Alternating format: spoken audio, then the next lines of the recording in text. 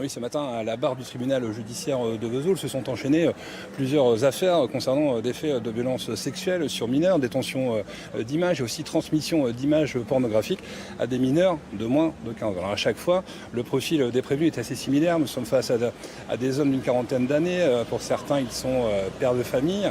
Et ces affaires ont tendance à inquiéter par exemple, la Team Moore. La Team Moore est un collectif citoyen qui a été créé en 2019 et ce collectif, justement, va sur Internet et crée des faux profils de mineurs pour, justement, essayer d'attraper ces prédateurs sexuels et de les emmener vers la justice pour qu'ils soient condamnés. Alors, en Haute-Saône, effectivement, 8 signalements ont été faits par ce collectif citoyen et plusieurs dossiers ont été transmis au procureur de la République. Alors dans le département de la Haute-Saône, la justice aussi se donne des moyens, comme la gendarmerie, comme la police, pour lutter contre ces faits, contre ces personnes et surtout protéger les jeunes et les enfants.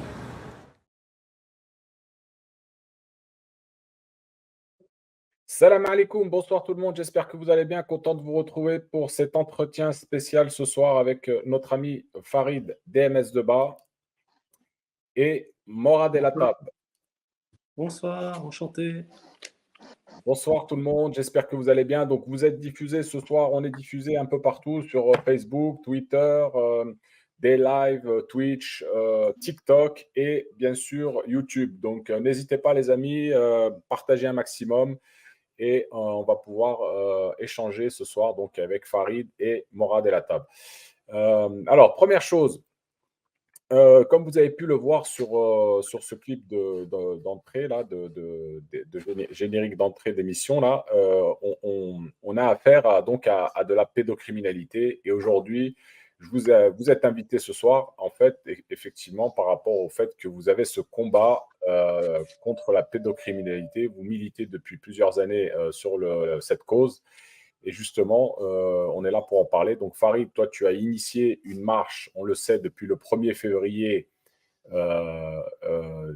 pour déposer comment dire, une pétition à la Commission européenne à Bruxelles. Donc, une marche de 1500 km. Donc, encore une fois, je te tire mon chapeau.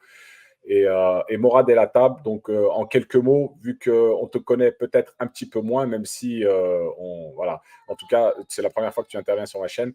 Donc, je vais te laisser, Morad El Attab, te présenter, s'il te plaît, en quelques mots. Moi, pour ceux qui me connaissent, c'est très simple, hein. Ça fait maintenant 7 ans que je milite activement contre la pédocriminalité, mais je voulais d'abord, bien sûr, féliciter, remercier Farid, d'abord toi pour nous avoir invités, et Farid pour le courage qu'il entreprend, qui est un courage physique. C'est ce que j'apprécie, parce que je préfère l'action au propos, et en l'occurrence, par sa marche, il cherche chaque jour à faire connaître ce drame national, j'ai presque envie de dire, dont on évoquera certains ressorts, parce que par ailleurs je suis parent plaignant. Et donc pour ceux qui me connaissent, je suis géopolitologue, j'ai écrit plus d'une dizaine d'ouvrages dans le cadre de la géopolitique surtout, et de la stratégie et des relations internationales. J'ai à cœur et à tout prix de comprendre et de faire comprendre qu'il faut un éveil des consciences en France. Farid a rappelé, et dans son communiqué, qui est très bien résumé en termes de chiffres, puisque les gens réalisent souvent très peu l'ampleur du drame qui se joue en France, c'est-à-dire 160 000 enfants violés chaque année.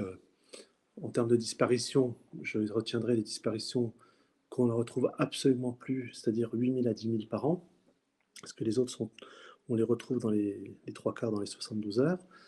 Et sans parler, et c'était l'objet, je tenais à le signaler tout récemment, pour ceux qui peuvent se le procurer, le dernier numéro du magazine Nexus, enfin l'avant-dernier numéro du magazine Nexus de septembre-octobre, qui a consacré tout un numéro sur les placements abusifs par l'État, c'est-à-dire les enfants sacrifiés, puisque là, pareil, on est à 200, presque 250 000 enfants placés en France. Et c'est pour ça que je suis toujours admiratif et respectueux, et je sais ce que c'est le coût de ce combat, parce que comme tout le monde le sait, je le dis publiquement, j'ai eu à subir une tentative d'empoisonnement, enfin un assassinat de la part du pouvoir politique en place. où j'étais hospitalisé 15 jours avec 50% de lésions pulmonaires, plus de tentatives d'assassinat physique où j'ai dû me défendre physiquement contre des inconnus qui, bizarrement, après que je leur ai cassé la figure, n'ont jamais porté plainte. Mais ce que je veux dire, c'est que c'est rien. Pourtant, nous sommes des messagers. Farid, toi, ce soir, avec ton média Altitude, c'est pourquoi j'ai pas envie de me plaindre de ma situation, puisque quand on sait ce que vivent ces enfants abandonnés à eux-mêmes aujourd'hui dans notre pays qu'est la France, donc les bêtises qu'on peut dire sur moi ou sur ceux qui agissent, parce qu'on va toujours nous taxer bizarrement d'opposition contrôlée lorsqu'on s'occupe et qu'on se bat de la pédocriminalité. Bon, tout ça, je le dis par avance, ça ne m'intéresse pas. Ceux qui aiment les spéculations, c'est leur problème. Moi, j'aime l'action. C'est pour ça que ce soir, je remercie Farid parce qu'il est dans l'action. Après, ça ne m'intéresse pas ce qu'on peut dire sur lui. Moi, ce qui m'intéresse, c'est ce qu'il fait, c'est ce qu'il porte. Et de fait, je serai toujours un soutien effectif à des démarches pour, contre la pédocriminalité et pour la protection de l'enfance. Voilà. Merci Mourad. Farid, je te laisse la parole. Merci en tout cas déjà Ouari de ton invitation. Merci Morad également d'avoir accepté cet entretien.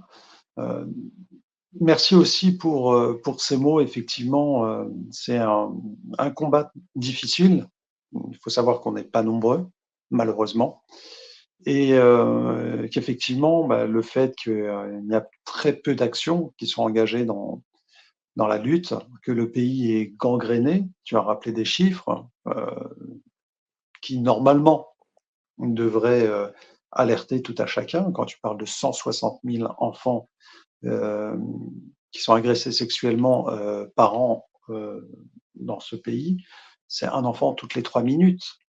C'est-à-dire que voilà, il faut que les gens puissent comprendre à quel point ce pays est gangréné, que malheureusement, je vois que là, j'ai terminé aujourd'hui ma 45e journée de marche sans m'arrêter, et que le sentiment que j'en ai, en règle générale, c'est qu'effectivement, les gens sont dans un déni ou ne veulent pas voir, un petit peu font le système de l'autruche, la tête dans le sable.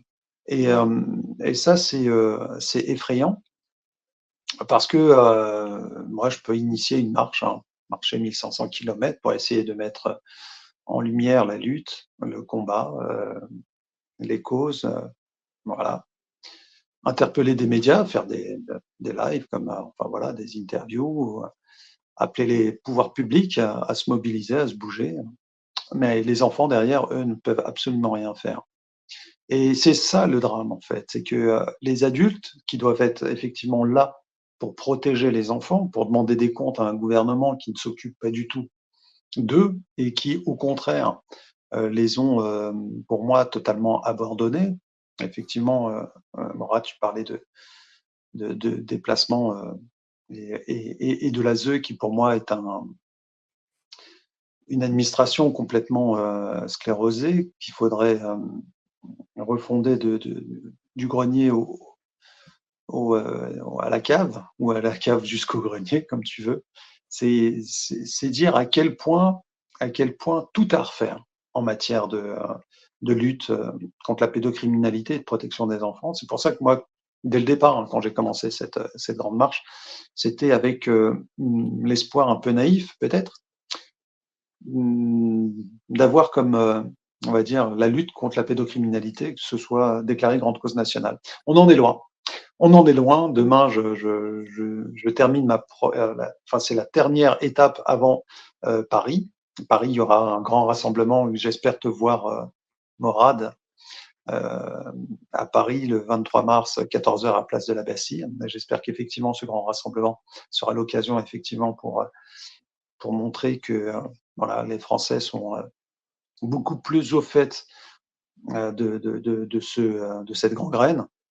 Et comme j'aime bien le dire, la politique, c'est un rapport de force. Et derrière, si on est nombreux, si on montre qu'effectivement tous ces rassemblements amènent des milliers de personnes, bah, derrière, ils se bougeront un petit peu plus et ils se poseront un petit peu plus la question de comment mieux protéger les enfants. À l'heure actuelle, rien n'est fait parce que les gens ne font rien. Moi, c'est pas moi avec mes 1500 kilomètres qui vais changer quoi que ce soit. Je l'ai toujours dit dès le premier jour où j'ai chaussé mes baskets et que j'ai pris la route, j'ai toujours dit qu'effectivement, ça va être l'objectif, c'est de mettre en lumière cette gangrène et d'essayer de mobiliser au maximum, parce que c'est que la mobilisation qui pourra sauver les enfants et changer les institutions. Espérons que la mobilisation se fera, parce que sinon, rien ne changera. Alors, c'est dur quand même de dire que les gens ne font rien, moi, Farid, dans le sens où malgré tout, comme on a pu le voir dans le générique de départ, là, on voit qu'il y a eu des arrestations qui ont été faites et même au niveau voilà, des instances du ministère et tout ça, il y a des choses qui sont entreprises.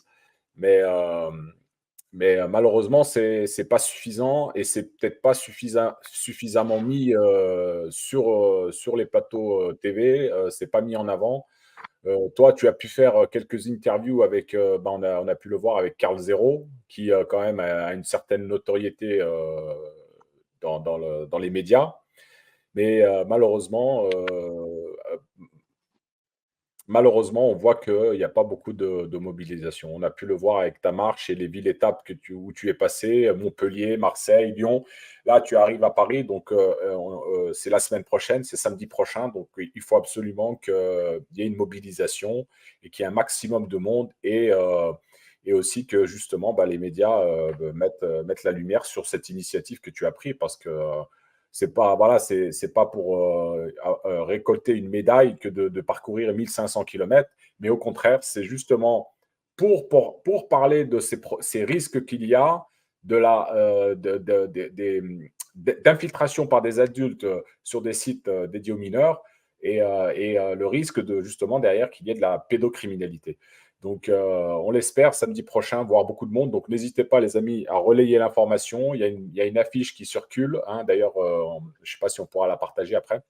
Une affiche qui circule. Donc, c'est samedi 23 à 14h, place de la Bastille, avec une marche de quelques mètres jusqu'à République, il me semble, Farid. Hein. Oui, exactement. C'est quelques centaines de mètres. C'est 1,2 km, je crois. Donc, c'est symbolique, en fait. La destruction de la Bastille jusqu'à la reconstruction vers la République. Bon, c'était une sorte de petit symbole qui symbolisait cette marche vers on va dire, le renouveau. Mais bon, après, c'est que le symbole qu'il y a derrière cette toute petite étape par rapport à la grande marche contre la pédocriminalité. Mais j'aimerais bien revenir par rapport à l'extrait du début que tu as passé. Effectivement, il parle de la Team Moore. Moi, la Team Moore, je les connais puisque j'avais fait une interview de Né Lamour sur un de mes lives et effectivement, ce sont des gens qui militants, bénévoles, qui travaillent. Au départ, ils étaient mal vus par le pouvoir, enfin par la police et la gendarmerie, et ensuite, de par la qualité de leur travail, ont intéressé la police et la gendarmerie qui se sont associés à leur démarche. Le seul problème, c'est qu'ils sont peu nombreux et que ce sont que des bénévoles. C'est très chronophage et que c'est, comme qui dirait, fait de façon artisanale. Idem pour la plateforme Pharos. La plateforme Pharos, c'est gouvernemental, mais derrière, c'est une centaine d'agents, même pas une 100. Avant, c'était beaucoup moins. Ils ont augmenté petit à petit et là, ils sont environ 100. Mais sur les 100, il n'y en a pas 100 qui s'occupent de la pédocriminalité en ligne. Non, il y a sur les problématiques en ligne, il y a plein de choses. Il y a le terrorisme, le harcèlement, les trafics en tout genre, et non le trafic d'êtres humains, mais spécifiquement aussi sur la pédocriminalité. Donc ça réduit le nombre d'agents dessus. Donc on voit bien que même l'État, même si toi ou Harry, tu as l'air de dire qu'effectivement il y a des choses qui sont faites, mais c'est une goutte d'eau dans l'océan de tout ça. La France, c'est quand même le deuxième pays le plus gros consommateur de contenu pédopornographique dans le monde, faut le savoir. C'est juste, c'est ridicule. C'est ridicule. Non, mais sérieusement, les enfants ne sont pas protégés dans notre pays. Alors, Morad, comment tu peux expliquer tout ça? Je- Moi, je vais être direct, hein, parce que, comme vous, c'est le cas de l'émission de ce soir. D'ailleurs, Farid fait bien de rappeler. Je ne sais pas si vous m'entendez, parce qu'il y a pas mal de hachage de mon côté. On Je ne Si, sais t'entend si, pas on très si vous bien. t'entend bien. m'entendez correctement, vous. Si, si. T'entends Ah, bien. parfait. Euh, Parfait. Donc, en vrai, il y a un élément qui doit être ajouté, c'est que Farid a raison, effectivement. Le personnel, entre guillemets, policier, mis à disposition dans cette lutte, et en plus, là, je parle de la lutte principalement sur Internet, c'est des gens qui sont soumis au fait qu'ils n'aient pas les moyens de travailler. N'oubliez pas que le logiciel qu'ils ont pour travailler aujourd'hui, c'est un logiciel que leur ont offert les États-Unis. On va me dire que le nombre d'ingénieurs que nous avons aujourd'hui, on ne peut pas faire quelque chose de plus perfectionné avec, avec une identification photo par rapport euh, aux fichiers de délinquants sexuels. Enfin, on est dans un retard, mais complètement abyssal. Mais moi, je vais vous dire pourquoi. Nous sommes dans un retard abyssal parce que qui sont les pédocriminels en France? On nous dit 90% des cas, c'est des cas incestueux. Ok, donc ça veut dire que 90% des gens qui ont commis l'inceste sont en prison, alors qu'on a 0,4% de condamnation aux assises. Vous voyez qu'il y a un loup. Donc, en fin de compte, ces gens finissent majoritairement par être des rabatteurs pour une pédocriminalité d'élite. Et moi, je le dis ouvertement, et ceux qui ne l'apprécient pas peuvent porter plainte contre moi, en l'occurrence, ce que j'appelle moi la pédomagistrature, parce que quand on parle, et quand Farid, dans son communiqué, évoque 244 000 enfants placés, je me pose une question toute simple, hein, qui les place? C'est pas vous, c'est pas moi. Quand on sait que la moitié d'entre eux, c'est de manière abusive et qu'il y a un parent aimant qui peut toujours les accueillir, je vais vous témoigner d'aujourd'hui d'un appel téléphonique que j'ai eu d'une amie qui se bat depuis comme moi 7 ans et demi, dans les affres des couloirs de la pédomagistrature, où des magistrates font des faux, des inscriptions de faux, subordonnent des témoins, massacrent des mamans plaignantes, osent les poursuivre pour outrage. Je viens d'avoir au téléphone aujourd'hui Nadine, que tout le monde connaît, qui vit en Bretagne. Hein. Sa fille qui était placée à l'ASE de manière abusive, qui a été violée à l'ASE. L'autre autiste, qui est très fragile psychologiquement, a écrit à sa mère, elle a 14 ans, pour lui dire « Je n'en peux plus, sauve-moi de là ». Elle ne peut pas agir, nous ne pouvons pas agir en tant que parents plaignants. Elle a fugué du centre, elle s'est rendue chez sa mère ces derniers jours. Sa mère l'a accueillie. Elle a fait un enregistrement à sa mère de 3h17 dans lequel elle explique en détail la souffrance psychologique, physique qu'elle vit dans ces mouroirs que sont l'ASE, mouroirs institutionnels et mouroirs pédocriminels, où ce sont pour la majorité d'entre eux une bande d'incapables, de pédocriminels qui s'en prennent à nos enfants et avec notre argent public, soit 10 milliards d'euros par an. Et bien, vous savez ce qui est arrivé à Nadine? Elle est passée devant la juge des enfants. Elles étaient trois, qui pusaient. Et la juge des enfants lui a dit qu'elle avait kidnappé sa fille, ce qui est absolument faux. Et elle a dit à la juge, mais vous mentez, voilà l'enregistrement de 3h17 et voilà la lettre de ma fille. Eh bien, cette pédo-magistrate a osé la poursuivre pour outrage avec les deux autres. Les deux autres se sont rétractés au final, mais l'autre, elle a maintenu en disant elle a été menaçante. Une maman qui a juste voulu protéger sa fille. Vous savez ce qui s'est passé? Elle vient d'être jugée. 6 mois de prison. Placement dans un lieu secret de ses deux filles pendant 3 ans. Interdiction de quitter le département. Elle doit pointer à la gendarmerie tous les samedis. Voilà la crasse institutionnelle qui est aujourd'hui devenue le pouvoir français qui protège les pédocriminels par le biais de la pédomagistrature. Toutes les magistrates qui trichent, n'importe quel avocat honnête pourrait vous le dire, elles sont, elles grimpent.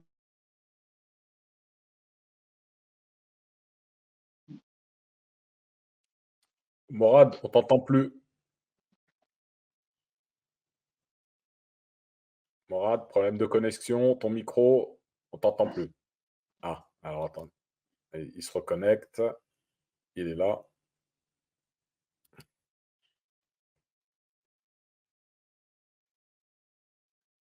Morad, tu nous entends?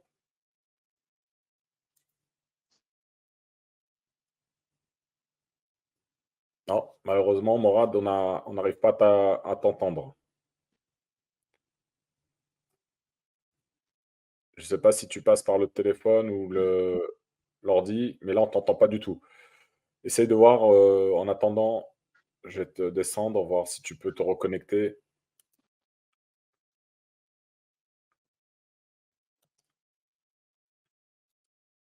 Ouais, en Alors, attendant, je vais pouvoir essayer de rebondir effectivement que par rapport à ces institutions qu'il faut le rappeler, hein, ont quand même un côté politique dans le sens où effectivement ceux qui travaillent dans l'ASE qui dépend du département et le département naturellement c'est géré par quoi? Par des politiques. Donc bon, ce sont directement des institutions qui prêtent, on va dire, qui sont mal gérés, il y a beaucoup d'abus, il y a énormément de viols, mais de la part également d'enfants entre eux, c'est-à-dire que il y a eu beaucoup de cas où effectivement des enfants s'attaquent à d'autres enfants. Les enfants, alors que normalement c'est l'État qui ont la responsabilité de ces enfants, et l'État a la responsabilité de les protéger et il ne les protège pas du tout parce qu'il y a des drames encore et encore, des suicides d'enfants qui sont dans ces foyers, euh, des viols qui sont perpétrés, et des enfants qui sont livrés à eux-mêmes. Et ça, c'est sourcé, c'est documenté, c'est quelque chose qui existe depuis trop longtemps. On va dire qu'effectivement, les enfants de l'ASE sont un petit peu les enfants sacrifiés de cette République qui n'en a que faire de cette partie de ces enfants. Mais à partir du moment où il y a aussi dans ce système de placement un intérêt pécunier, on se dit que là, on a franchi une étape où effectivement, on a compris que l'intérêt de l'enfant est passé en second plan. C'est-à-dire que tant qu'il y a de l'argent qui rentre en ligne de compte, ben, on sait que pertinemment que derrière, ça peut être une facilité pour partir dans tous les abus. Donc il y a l'argent, il y a l'utilisation des enfants. Bref, ce sont que des cocktails explosifs. Et à l'heure actuelle, sachant que c'est une gestion politique, de par les régions, il n'y a pas de remise en cause. Et ça, c'est dramatique. Ça, c'est dramatique parce que effectivement, malheureusement, chaque parent qui a ses enfants qui sont placés, on va dire, se retrouve un petit peu face au système qui les broie, et c'est là aussi que le sens de cette marche était pour essayer d'unir, parce que d'unifier toutes ces personnes ou toutes ces victimes ou tous ces gens qui ont été un petit peu laminés par le système. Parce qu'effectivement, c'est un petit peu illusoire de croire que un individu ou une famille peuvent effectivement lutter contre un système dévastateur. Et à l'heure actuelle, malheureusement, beaucoup trop de familles ou de mères ou de pères qui essayent de récupérer leurs enfants le font dans leur petit coin. Et ça, le système le sait très bien, ça, et il en profite. Et d'ailleurs, au-delà de ça, il y a même, si on regarde bien dans le détail, en règle générale, ce sont le même profil qui est ciblé par l'ASE pour retirer les enfants. La plupart du temps, ce sont des mères célibataires, enfin, voilà, qui élèvent seules. Naturellement, il y a bien sûr des cas particuliers, mais en règle générale, l'archétype même de la cible préférée de l'ASE, c'est des mères célibataires avec un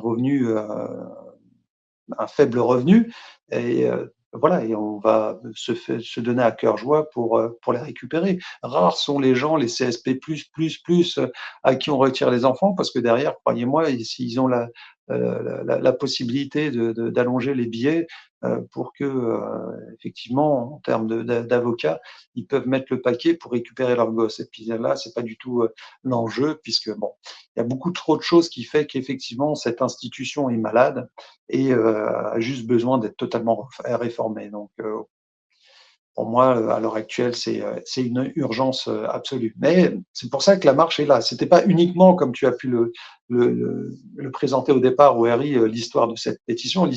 La pétition, c'est juste un combat parmi tant d'autres. Moi, comme j'aime bien à le dire, moi, je mène une guerre contre la pédocriminalité. La pédocriminalité, c'est une guerre généralisée. Et pour pouvoir gagner une guerre, il faut mener plusieurs fronts, plusieurs combats sur plusieurs champs de bataille. La pétition est un champ de bataille. Le combat contre l'ASE est un champ de bataille. La protection, on va dire, des enfants au niveau de l'identité numérique est un champ de bataille. L'éducation nationale avec tout ce qui est mis en place pour, on va dire, pousser au consentement, etc. Tout ça est un champ de bataille. Bref, il y a tellement de choses que cette grande marche contre la pédocriminalité, voilà, parle d'un éventail le plus large possible. Et quand on parle de grandes causes nationales, c'est effectivement pour faire en sorte de mettre tout à plat et de tout, voilà, de tout, comme tu dis, faire comme une entreprise. Hein, tu fais un audit, tu regardes ce qui ne va pas, tu changes et puis tu balances. Mais naturellement, avec le pays qu'on a et surtout avec le président qu'on a, je pense que c'est un petit peu mal barré. Alors, J'espère qu'on a Morad de retour avec nous. oui, Morad, tu avais ton problème de connexion. Est-ce que tu nous Oui, entends bien? est-ce que vous arrivez à m'entendre cette fois? Là, on vous entend. Allez, Est-ce que vous avez entendu, on a une bonne entente. ce que je vous ai dit concernant Nadine, voilà. Et donc, ce qui Oui, s'est oui. passé, et je remercie Farid pour cette, son exigence éthique à l'endroit de nos politiques actuelles. Moi, je tiens quand même à rappeler un élément de fait, c'est que vous rappelez tous que Jean-Pierre Mocky, parce qu'on en parle, mais très peu de gens ont vu le film, avait fait un long métrage sur les réseaux pédocriminels en 2004, qui s'appelait Les Balais écarlates, et que le film avait été vu par la critique, les journalistes avant, et tout le monde avait applaudi en disant, enfin, c'était violent, mais en même temps on avait dit bravo. Et après, il s'est retrouvé avec aucune possibilité de sortir le film en salle. Il a dû aller lui-même voir des petites salles et autres dans des petites villes, comme fait Farid aujourd'hui, marcher et par militantisme. Bon, il a quand même pu faire voir son film, vendre 50 000 exemplaires du film, ce qui est petit, mais pas mal quand c'est qu'il était Jean-Pierre Mocky. Mais la question lui avait été posée à Jean-Pierre Mocky lorsqu'on lui a dit mais pourquoi il y a cette omerta? Il avait dit il y a une omerta parce qu'il y a des gens du gouvernement, des juges, qui sont des pédophiles. Voilà. Et je ne vais pas vous renvoyer à l'affaire Bailly. Quand le fils du juge Pierre Roche, dont Élise Lucet avait fait un documentaire d'ailleurs, bon, qui est mort en 2006, étrange suicide, on va dire. Mais son fils, qui depuis est devenu avocat, Charles-Louis Roche, a rapporté les propos de son père concernant qui était présent en séance pédocriminelle, et il lui avait bien répondu que c'était les décideurs, c'est-à-dire les gens qui étaient dans la politique, dans l'industrie, dans la banque, dans les médias, dans la magistrature, dans la...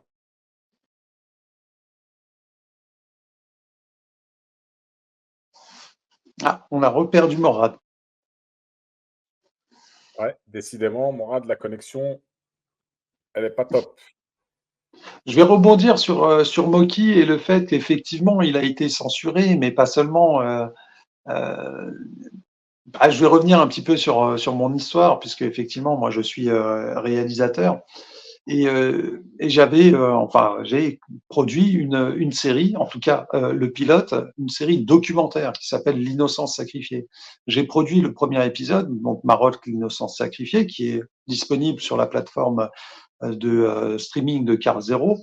Et effectivement, avec ce pilote, en production, quand on essaye de vendre une série, on produit le pilote et on va voir et on démarche comme ça les diffuseurs. Donc, les diffuseurs sont les chaînes de télé, les plateformes de streaming et tout. Et pour pouvoir un petit peu promouvoir la série, on envoie ça dans les festivals et tout. Je l'ai envoyé, il a été diffusé dans des festivals à l'international, il a même eu quelques prix. Même le film a été diffusé dans des universités aux États-Unis. Bref, il a fait son petit bonhomme de chemin. Et en France, avec tout ça, je l'ai proposé donc à des diffuseurs. Et à l'arrivée, c'était quoi? C'était zéro sélection dans des festivals de France. Et au niveau de la série pour les diffuseurs, enfin les chaînes de télévision françaises, on va tous, enfin ils ont tous claqué la porte au nez, quoi. Donc c'était terrifiant. Et voilà. Et donc effectivement, quand on a ce genre de projet, et pour moi cette série, c'est pas trop tard, hein, j'ai toujours espoir de la faire. Cette série avait la particularité de parler de pédocriminalité, un épisode, un pays. J'avais commencé par le pilote, c'était le Maroc. Le deuxième épisode, c'était la pédocriminalité en France. Après, je passais sur Suède, en Danemark, bref, d'autres pays comme ça. Et, euh, et c'était vraiment pour faire un sorte d'état des lieux de la pédocriminalité dans tous les pays, donc vraiment mondial.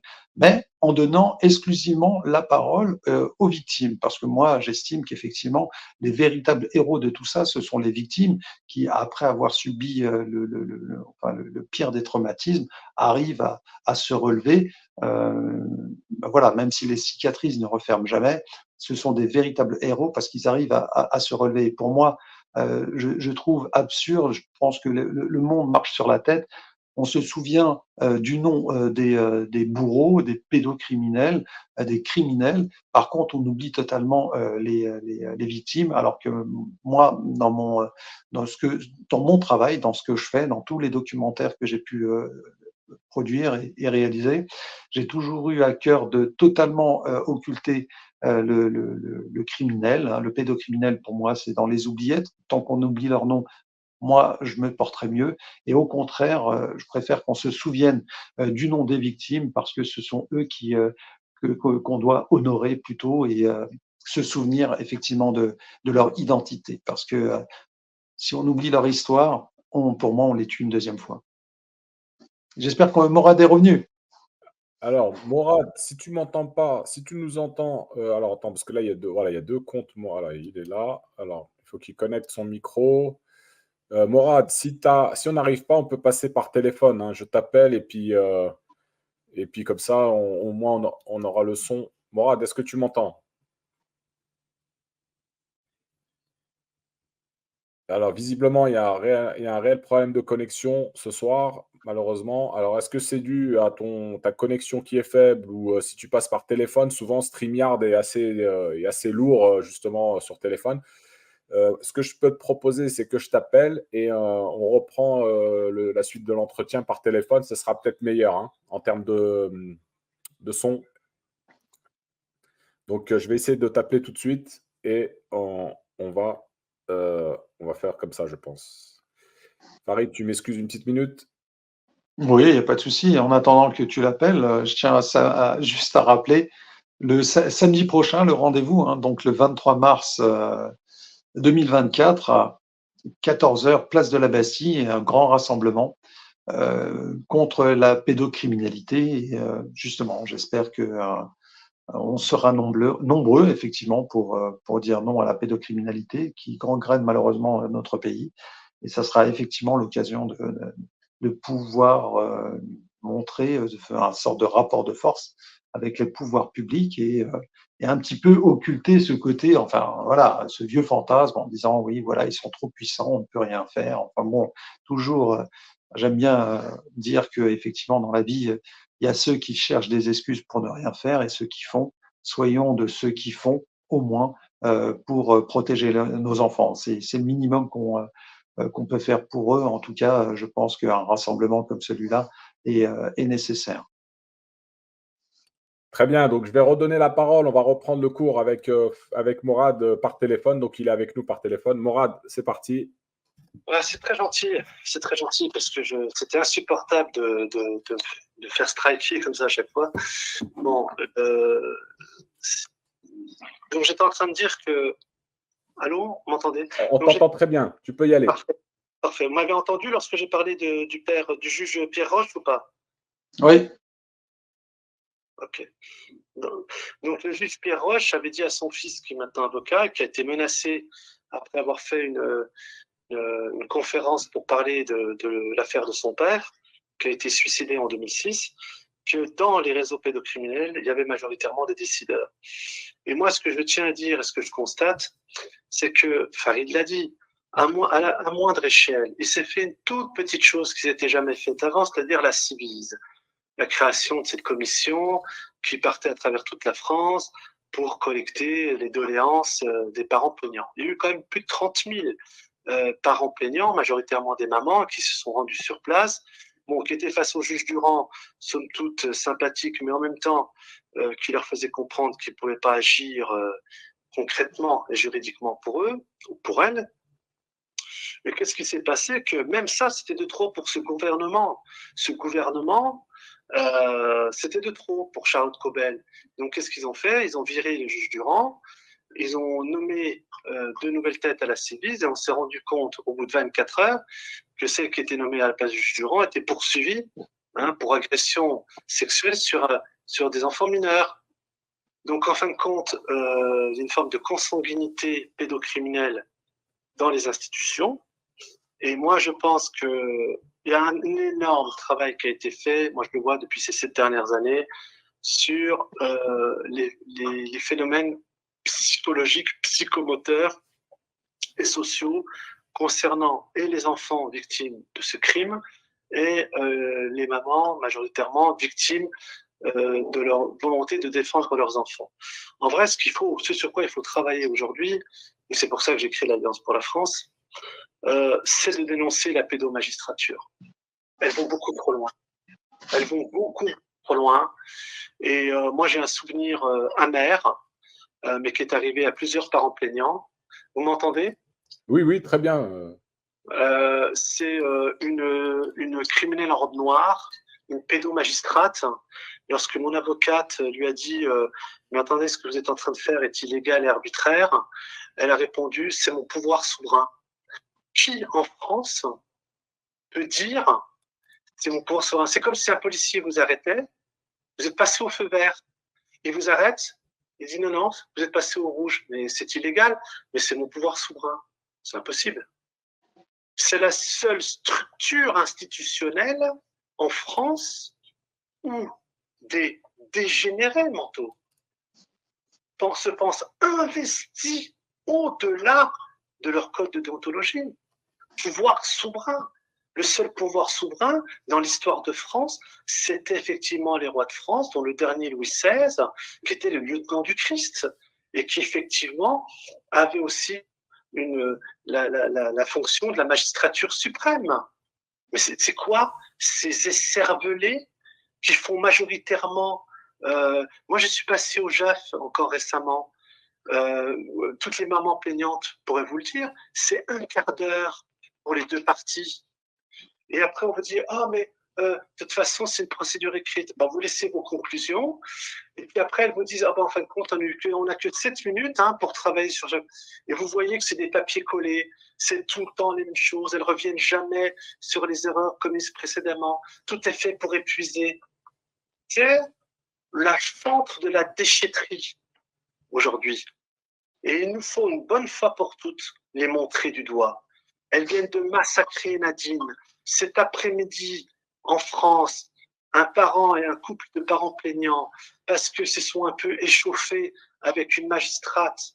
Le père dort en prison. L'enfant nourrisson a été placé. Jusqu'à quand ça va durer? Où ce sont des centaines de milliers de familles, toutes couleurs confondues, toutes religions confondues, des Françaises et des Français sont massacrés aujourd'hui par la pédomagistrature. Les gens en ont marre. Dernier rapport du Sénat, 67% des Français, plus 13, puisqu'il y avait des gens qui tentaient ce poste, 80% des Français estiment que les décisions de justice sont injustes. Dans quel monde ils vivent? C'est un monde parallèle. Les enfants des Français sont de la merde pour eux. Très peu de magistrates ont le cœur sur la main à vouloir voir le destin d'un enfant français dans la réussite, dans l'éclairage, dans une lumière, d'un amour. Mais vous rentrez là-dedans, c'est des mouroirs. Elles font la gueule. On se demandait si elles n'ont pas été piquées avant. Et après, si vous faites une réflexion, c'est pour ça que moi je ne leur parle pas. Je ne parle pas à des pédo-magistrats. Je ne parle pas à des criminels en robe noire. Quand on demande dans les télévisions françaises, parce que vous avez le courage aujourd'hui de le faire, demandez à Farid combien de télé françaises sont prêts à accueillir un parent plaignant sur le plateau. Combien de médias mainstream sont prêts à accueillir un syndicat de magistrats face à des parents plaignants? Ça n'existe pas. Pourquoi?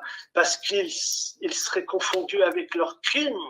Parce que la pédocriminalité, le viol sur l'enfant mineur, ça reste un crime.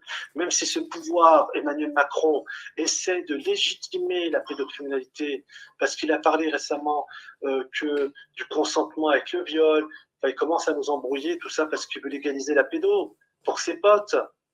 Mais il se prend pour qui, lui? Puis il veut que je l'appelle président de la République. Il n'y a plus aucun Français qui lui donne une pièce d'authenticité.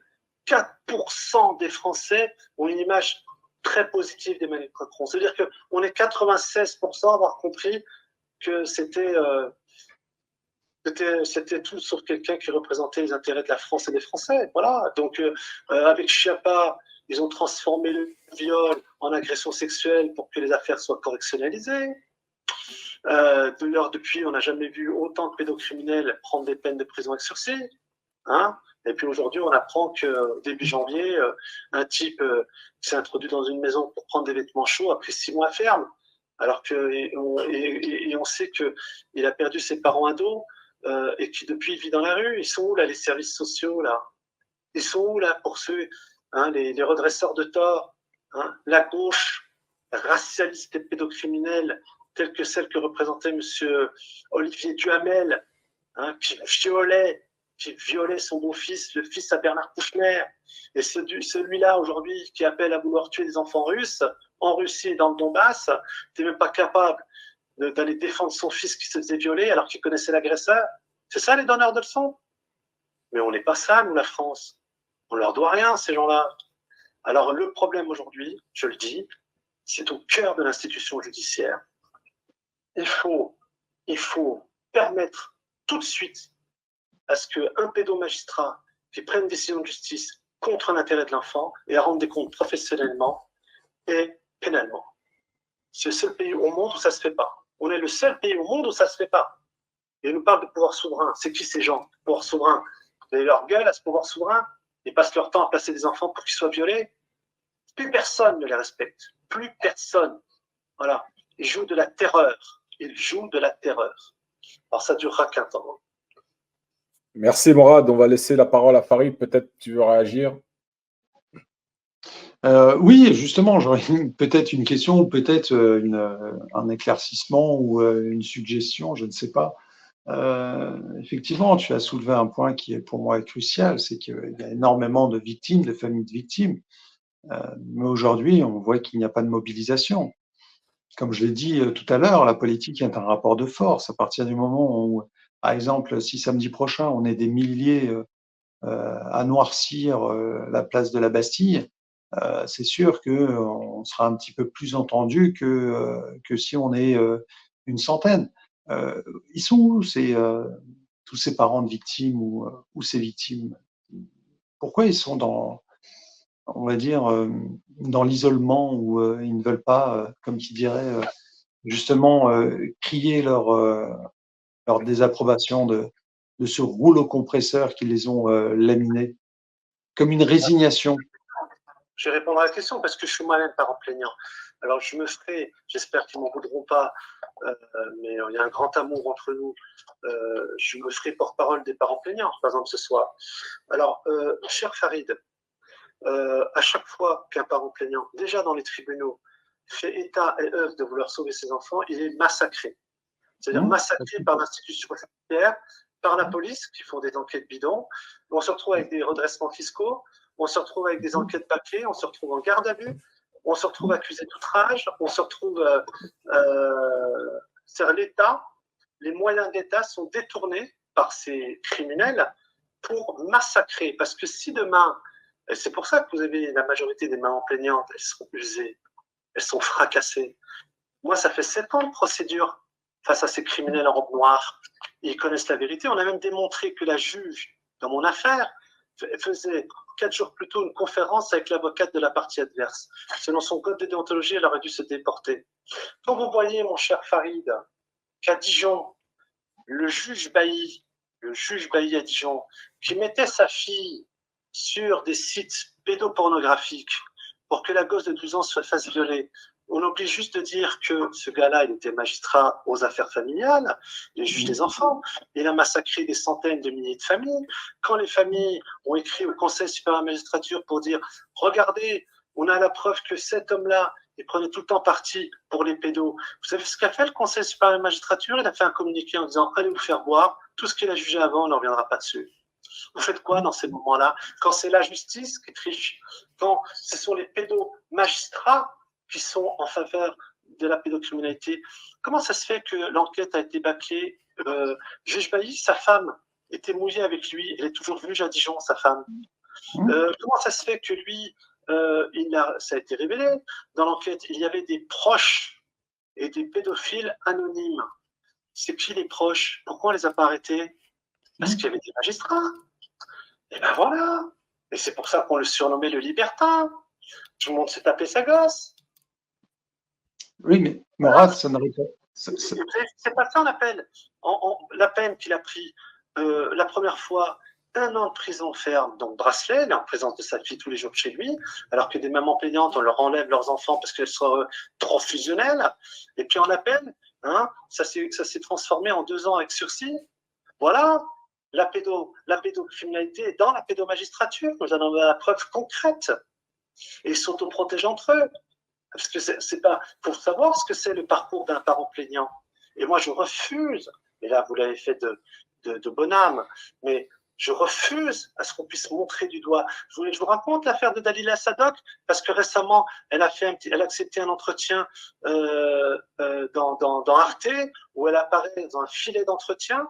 Vous avez une juge qui s'est auto-saisie, ce qui est tout à fait illégal, pour lui faire perdre le droit de visite qu'elle avait sur ses enfants et son autorité parentale. Mon affaire, ce sont des raisons. Dès qu'il voit que quelqu'un se dresse, il faut lui couper la tête. Alors maintenant, effectivement, c'est à nous collectivement de nous relever. C'est pour ça que j'ai créé l'Alliance. Et on ne leur fera pas de cadeau. Alors, on donnera les compléments de ces ordures. Morad, tu as tout dit. Là, tu as cité des cas particuliers, mais c'est exactement ça en fait. C'est-à-dire que ils savent pertinemment qu'ils peuvent avoir individuellement chacun d'entre nous. La machine étatique peut broyer chacun de nous individuellement. Je vais prendre un petit peu la théorie du bottin. Tu prends un bottin, tu vois, un bottin. Essaye de couper en deux un bottin. Impossible de le couper en deux à main comme ça. Par contre, le bottin, tu peux le réduire en miettes si tu déchires chaque page. Chaque page, tu vas leur faire des confettis et tu vas le balancer à la poubelle. Nous, on est chacun d'entre nous, on est une page de ce bottin. Mais comme on œuvre chacun de son côté, on se fait laminer par le système. Soyons unis, soyons tous ensemble le bottin. Crois-moi que derrière, le système, il pourra rien faire. Je vais te prendre un exemple, par exemple. Tu as cité l'histoire du juge qui donnait sa fille, etc. Il y a une autre histoire, la même, enfin, c'était l'année dernière, ça. L'année dernière, cette histoire-là, donc, voilà, les gens l'ont entendu, ils se sont dit, ah ouais, c'est dégueulasse et tout. Ils se sont un petit peu, voilà. Pas seulement, il y en a plein d'autres. Il y avait un agresseur de 25 ans qui avait violé plusieurs fois un enfant de 3 ans. Et le gars, il est sorti de prison libre avec 5 ans avec sursis. Quel genre de message derrière la justice, elle envoie aux pédocriminels? Bah, c'est un blanc-seing que signe la justice en disant effectivement, allez-y, pédo, faites-vous plaisir. Au pire des cas, si vous vous faites choper, vous sortirez avec du sursis. Mais ça, c'est de la responsabilité de qui? C'est du silence des citoyens français. Je prends pour exemple le Maroc. Le Maroc. Tout simplement. Il y a une histoire au même moment que cette histoire-là qui s'est passée de l'autre côté de la Méditerranée. Qu'est-ce qui s'est passé au Maroc? Une jeune fille, une enfant de 11 ans s'était fait violer à plusieurs reprises par 3 adultes. En première instance, ils écopent de 10 mois à 2 ans de prison. Tollé général, nous, au niveau de l'association Touche pas à mon enfant, au niveau du Maroc, on a fait notre travail, c'est-à-dire qu'on a interpellé les pouvoirs publics, les médias, on a fait des sittings, et pas seulement, il y avait d'autres associations, et même les citoyens par eux-mêmes, tout seuls, sont sortis dans la rue, on fait des sittings, on fait vraiment, c'était gueulante partout. Bref, le peuple marocain, c'est comme qui dirait relevé d'un seul homme pour dire stop à la pédocriminalité, à ce genre de jugement laxiste. Qu'est-ce qui s'est passé? C'est très très rare. Hein. Toi-même, tu sais que le temps judiciaire est excessivement long, que ce soit en France ou ailleurs. Dans la semaine, ils ont jugé devant la cour d'appel. Et devant la cour d'appel, tout de suite, ils n'ont pas attendu. Hein, tout de suite, ils ont pris la décision de 10 ans, c'est passé à 10 ans, et de 2 ans, c'est passé à 20 ans. Et ça, c'est dû à quoi? C'est dû tout simplement à la pression populaire. C'est vrai, et d'autant plus que c'est vrai, ce qui est vrai, et d'autant plus que j'en suis conscient et comment on appelle ça, alerte. C'est pour ça que je réponds évidemment et avec joie à l'invitation de ce soir pour qu'on fasse nombre et qu'on fasse corps. Pourquoi? Parce que moi, je me suis rendu compte que dès le départ, il y a 7 ans de ça, en organisant avec des gens très courageux, je rends hommage à Nadia, les Gilets jaunes constituants et tant d'autres, ou des manifestations dans Paris. Je vous rappelle que la première manifestation qu'on a organisée au Trocadéro, tellement le pouvoir pédocriminel qu'aujourd'hui en place est venu nous voir par le biais d'un homme des renseignements territoriaux, nous a demandé 1 million d'euros de caution parce qu'on était sur la place du Trocadéro, alors qu'il y avait une autorisation préfectorale en cours, et qu'à deux côtés, il y avait 2 autres manifestations, et ils n'auront pas demandé un centime. C'est pour vous dire que le pouvoir aujourd'hui est du côté des pédocriminels. Deuxième chose, il y a une affaire que je suis en train de soulever, qui est une affaire extrêmement grave, où moi-même j'en fais partie, enfin, mes enfants, c'est le trafic de papier à la préfecture de police de Paris. Mais mon cher Farid, vous connaissez beaucoup de pays, vous, où à la préfecture de police, des papiers sont faits illégalement à l'insu d'un des 2 parents, le plaignant, dans des cas d'affaires de corruption de mineurs, où des papiers d'identité neufs leur sont refaits. Dans l'affaire Epstein, c'est la préfecture de police de Paris qui est intervenue. Dans mon affaire, la préfecture de police de Paris qui est intervenue. Dans l'affaire Palmade, ou dans les chemsex, dont des jeunes maghrébins à qui on promettait des cartes de séjour ou des pièces d'identité, c'est la préfecture de police de Paris. Qu'est-ce que fout Laurent Nunez Belda, préfet de police de Paris? Lui, je lui ai déjà dit publiquement, tu ne me tends pas la main parce qu'il va prendre ma main dans la gueule. Ce gars-là, c'est une ordure. Voilà. Il sait ce qui se passe dans sa préfecture et il préfère fermer les yeux sur ce que font des criminels à l'endroit d'enfants français, hein, plutôt que de sauver les enfants. Et après, ça vient la main sur le cœur. Et je suis très content que les agriculteurs, quand ils ont vu sa face de piaf arriver, ils l'ont jeté, ils l'ont interdit de salon de l'agriculture. Mais voilà, ça se passe en France. Comment vous faites dans ces moments-là, quand les médias mainstream, que vous leur apportez clé en main, avec un avocat, tous les documents, et qui vous disent « Ah, ben en fin de compte, vous comprenez, c'est très grave. » Mais quoi? Les enfants en France n'ont pas de prix. Les enfants en France, ils n'ont pas le droit à l'avenir. Ils n'ont pas le droit d'être sécurisés. Si nous n'agissons pas pour eux, qui va agir pour eux? Donc, moi, je suis pour le collectif. J'ai refusé aucune invitation.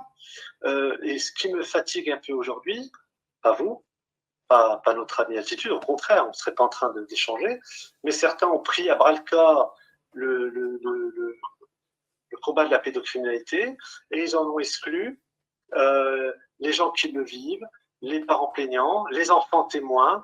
Moi, il y a déjà une chose que je voudrais faire, c'est qu'il faudrait absolument qu'il y ait une modification, il faut être très clair. La première des choses qui doit faire en manière absolue, modification de l'ordonnance de 58, les magistrats français doivent répondre de leurs actes pénalement et professionnellement. Deuxième chose, que parce que c'est ouvert au public, que les jugements, les audiences soient filmées, surtout lorsque c'est des audiences où sont présents l'ASE, ces structures pédocriminelles nationales, déjà épinglées par la Cour des comptes. Je vous rappelle que tous les gamins qui passent à l'ASE, c'est le rapport de la Cour des comptes. Hein. Quand ils sortent de là, il y en a 70% qui sont illettrés, 40% qui sont SDF. Bon, alors si on met 10 milliards pour avoir ce type de résultat, il n'y a aucune société civile qui va l'accepter. Et personne n'en parle parce que c'est le porte-monnaie des départements. Et ça aussi, c'est une véritable mafia. Donc, moi, je dis, il faut d'abord énoncer des actions claires. Nos pédomagistrats, au sein de l'institution judiciaire, il y a des pédocriminels. Apparemment, ils ne veulent pas s'en débarrasser de ce cancer. Eh bien, on est obligé de dire, maintenant, vous ne voulez pas vous en débarrasser, le législateur va prendre en charge la modification de votre statut. Maintenant, celui qui triche, il ira en tôle. Il parlera plus de pouvoir souverain. Et là, vous allez voir que ça va très vite s'arrêter. Hein. Ils vont réfléchir à 2 fois avant de placer un gamin ou avant de l'offrir au réseau pédo. Parce que pour l'instant, hein, c'est l'omerta. Et le problème, il vient d'eux. Et c'est eux qui massacrent les parents plaignants. Tout à l'heure, on parlait d'Aïla, on parlait de Dounia, qui est dans le sud de la France, une magistrate qui a pris son fils tout seul, qui était victime de fellation. Je lui ai demandé de simuler ça avec un stylo. Et après, qui lui a dit, bon, bah, t'en parles pas. Elle sert à quoi, cette juge? Pourquoi on la paye? Des cas comme ça, mais on en a des milliers. Des milliers. Et ces ordures, dès qu'on dit, et les médias, dès qu'on dit, mais mettez-le en face de nous. Qui viennent sur un plateau télé, là, les syndicats de magistrats, tout le bordel, qui viennent en face de moi.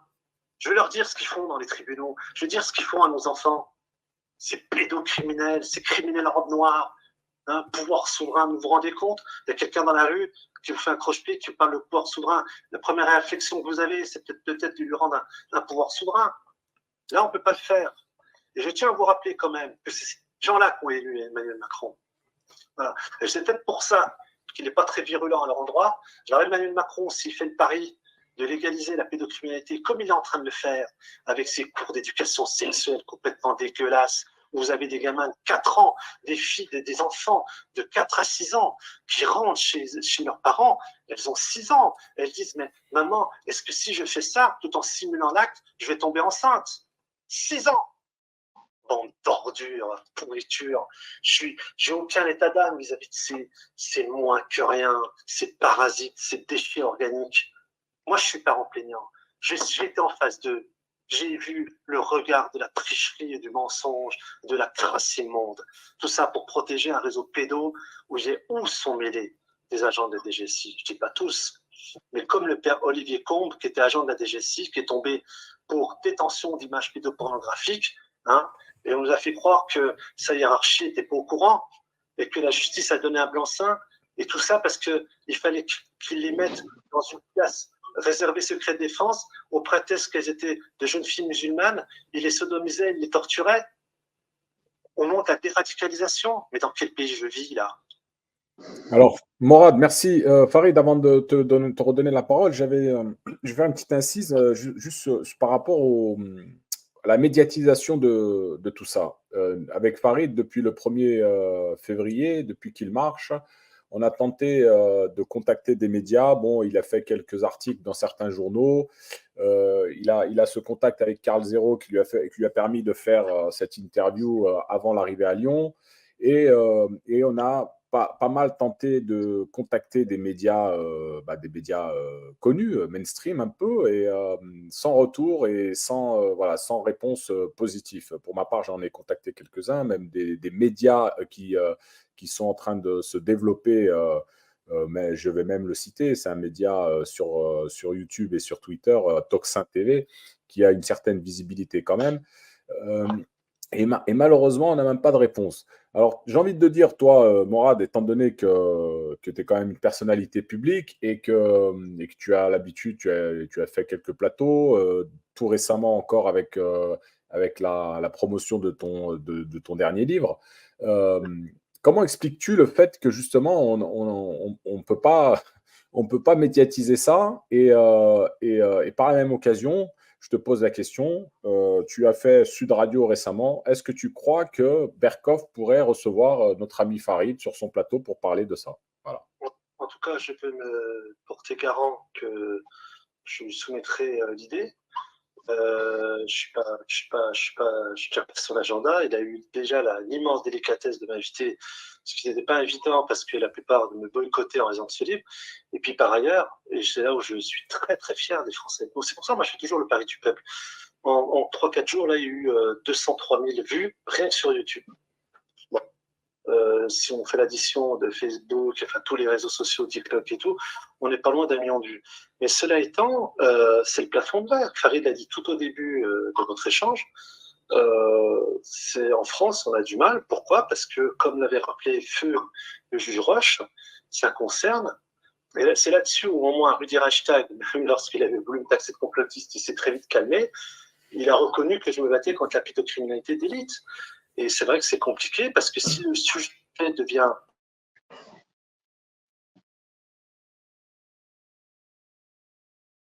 Ah, on n'entend plus. Morad? Les Français, si ça rentre de plus en plus dans la tête des Français, les Français, ils n'aiment pas ça. Ils sont déjà en train de se rendre compte qu'à l'école, ça se passe bizarrement. Là, ils ont mis en tôle un papa qui avait manifesté dans une cour d'école contre des cours transsexuels drag queen aux enfants dans la maternelle. Il a pris comme, je crois, 6 ou 8 mois de prison ferme. Ils ont prétexté qu'il était extrême droite, comme moi, je suis fabricant de cocoyotes. Mais cela étant, c'est en train de se fissurer. Aujourd'hui, de plus en plus de gens ont le courage de dénoncer la pédomagistrature. C'est une institution de plus en plus criminelle et corrompue à tout niveau. Les Français s'en rendent compte. Et c'est pour ça que je crois que les mainstream, il y a une ouverture qui est en train de se faire. Je donne un exemple concret. J'ai eu la chance d'être invité par Stéphanie Reynaud sur Tribune Libre. Bon, elle n'a pas été menacée ou quoi que ce soit. Nexus. Bon, moi, je peux faciliter aussi un rendez-vous avec, pour Farid très rapidement avec Tribune Libre et Nexus. Faut pas croire, ça fait son chemin. C'est aussi grâce à tous mes pachas chez ces gens-là qu'il y a une solidarité qui s'est faite avec le peuple français dans le cadre de ce combat et que maintenant, je fais des centaines de milliers de vues. Et moi, je suis prêt bien sûr, à ouvrir mon carnet d'adresse à Farid, il n'y a aucun problème, parce qu'on doit être solidaire dans ce combat. La seule personne qui a été de causer des problèmes, c'est le pédophile d'Hicham Hamza d'Ipan qui a pu prétexter que j'étais un agent désinformateur de l'ambassade d'Israël. Donc là, il vient de se prendre une plainte dans la gueule. À part ce pédophile dégénéré nevrosé, on n'a pas eu d'incident. Je veux dire, personne a... Et donc, oui, je vais faire le maximum pour qu'ils soient invités chez Mike Borowski, qu'ils soient invités chez Nexus, qu'ils soient invités auprès de Stéphanie. Et puis tout ça, ça va s'additionner. Et moi, Farid, je serai toujours à tes côtés. Hein. Alors, juste avant de redonner la parole à Farid, alors Mike Borowski, normalement, il est prévu qu'il passe avec lui lundi. S'il n'y a pas de faux bons, j'avais pris les devants, je l'avais contacté début mars et il m'avait confirmé pour un rendez-vous, donc lundi 18 mars, je crois à 18h. 18h, ouais. Et voilà, j'attends confirmation officielle. Normalement, c'est bon, mais je ne sais pas ce qu'il me fait depuis quelques jours. Je n'ai plus trop de nouvelles. Donc, Alors, non, ça s'explique parce qu'il a été là récemment. Exactement, oui. Menacé pour avoir eu le courage, en tout cas, de s'intéresser à un sujet qui aujourd'hui s'internationalise. J'en sais quelque chose. Qui est le sujet sur le conjoint du président de la République. Donc, il en a fait une vidéo, il a rendu public qu'on l'avait menacé. Donc voilà, il faut... Non, bien sûr. Mais en tout cas, le rendez-vous est pris avec Mike Borowski, donc en espérant qu'il soit tenu. Mais en tout cas, je te remercie, Morad, pour ton soutien. Je vais conclure là-dessus. Il y a un truc qui est très important. C'est qu'aujourd'hui, la division, elle n'est pas chez eux. Eux, ils sont d'accord, hein, ils sont tous pédos. La division, elle est chez la dissidence. Et elle n'a pas lieu d'être. Et moi, je dis, et j'en suis convaincu, les médias mainstream sont en train de crever. TF1 perd 1 million de téléspectateurs par an, c'est pour ça qu'ils veulent s'associer à M6. C'est de moins en moins suivi. les réseaux sociaux sont en train de prendre de l'amplitude. Il y a des femmes et des hommes très courageux, c'est pour ça que je leur rends hommage. Et ce n'est pas des gens qui sont forcément touchés de près ou de loin par la pédo, simplement ils ont un cœur et ils aiment les enfants.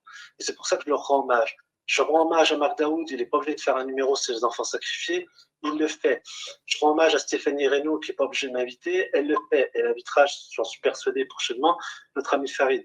Je rends hommage à tous ces gens parce qu'en s'additionnant, je suis en train de me rendre compte qu'au final, lorsqu'on fait quelqu'un qui est un peu plus connu, je pense à mon ami André Berkoff, depuis peu, et je me dis touché par l'invitation qu'il m'a faite, vraiment, et ben, après on fait des centaines de milliers de vues.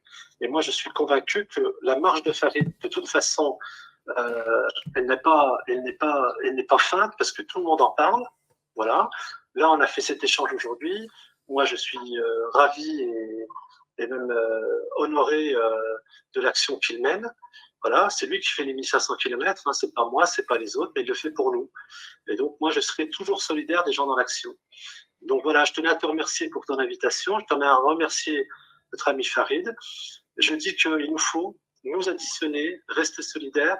Et nos enfants, là où ils sont, eh ben, ils nous remercient par avance. Voilà. Cette fois, je vous embrasse tous. Alors, confiance dans les Français. Les Français n'aiment pas ça. Morad, juste avant de nous quitter, on va bientôt conclure. Je redonne la parole à Farid et après on conclura, s'il te plaît. Merci.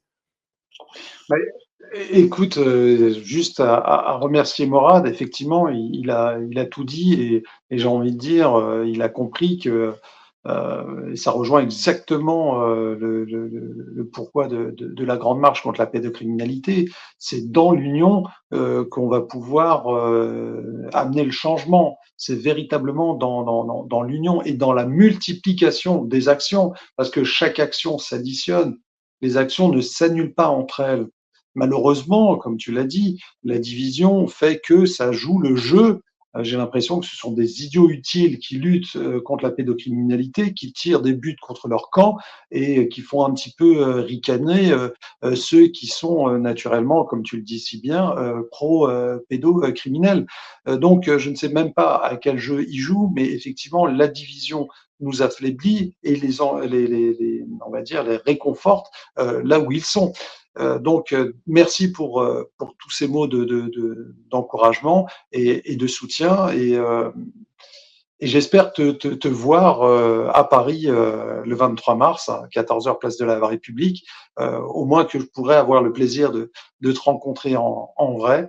Et Inch'Allah, qu'on pourra mener d'autres actions pour effectivement couper la tête de cette pieuvre qui, pour moi, a trop perduré. Merci à toi, Farid. Juste, Morad, donc on va se quitter. Je voulais quand même dire un mot quand même vite fait sur donc ton dernier livre que tu as présenté récemment justement chez Berkoff. Tu peux nous dire vite fait 2 mots sur ce sujet et comme ça on clôturera là-dessus. Je te remercie. Oui, enfin, parler de Vladimir Poutine, le nouveau De Gaulle, après avoir évoqué la pédocriminalité, c'est assez inédit.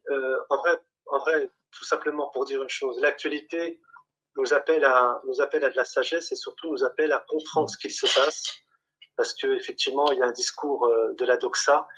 En fait, c'est pas si simple que ça. Là où je fais un parallèle avec Poutine et De Gaulle, dans un premier temps, c'est que tous les deux étaient pour une réforme du système monétaire international. D'ailleurs, Poutine est en train de l'enclencher via les BRICS avec la dédollarisation.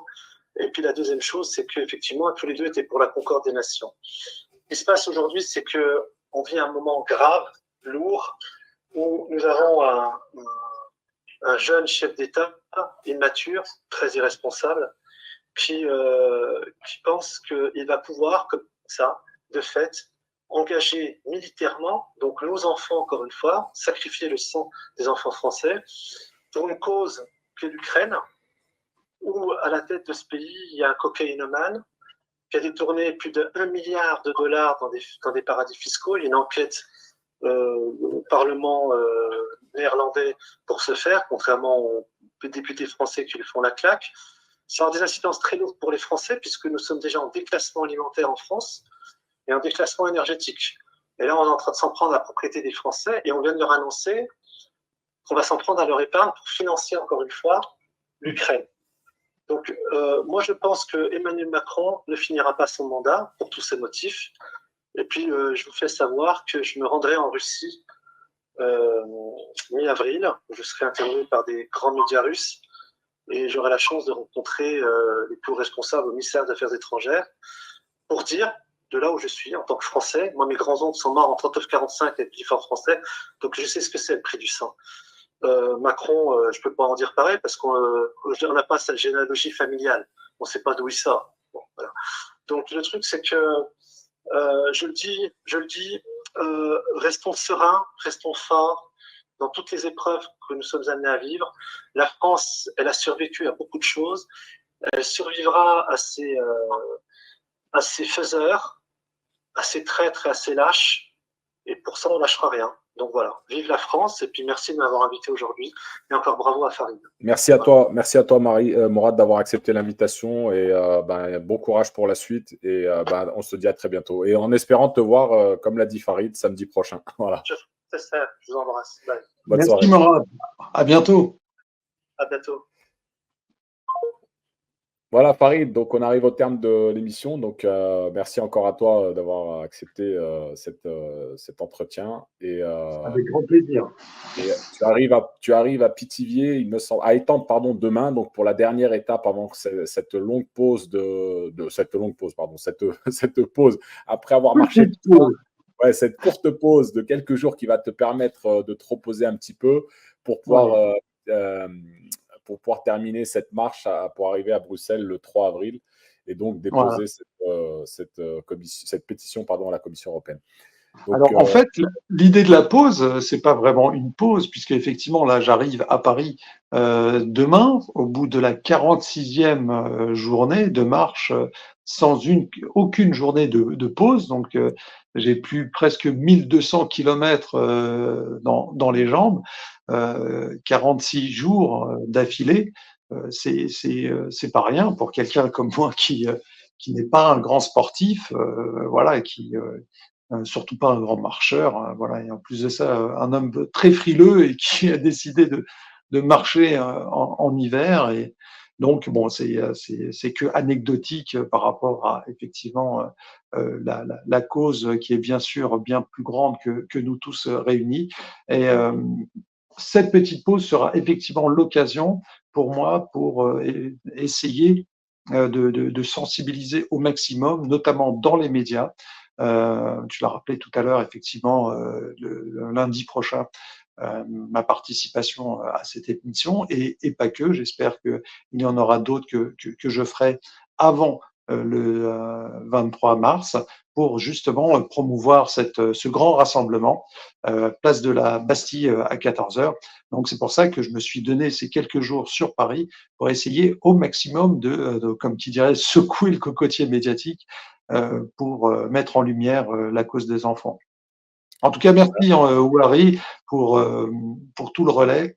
À chaque fois que tu as pu me donner un porte-voix, tu me l'as tendu et je t'en remercie. À chaque fois, tu relais la grande marche contre la pédocriminalité via tes plateformes Altitude. Donc, merci encore, merci pour tout ça et je te dis à très bientôt en tout cas. Merci. Je te remercie. Bon courage pour la dernière étape de demain et on se donne rendez-vous lundi sur les plateaux de Géopolitique Profonde où tu seras de nouveau interviewé par Mike Borowski.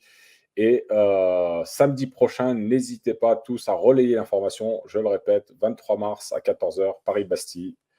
Voilà, c'est le rendez-vous est donné. Excellente soirée à vous. Salam alaikum. Au revoir. Alaikum salam. À bientôt. Voilà les amis, excellente soirée à vous. Et le rendez-vous est pris samedi 23 mars, place de la Bastille à Paris.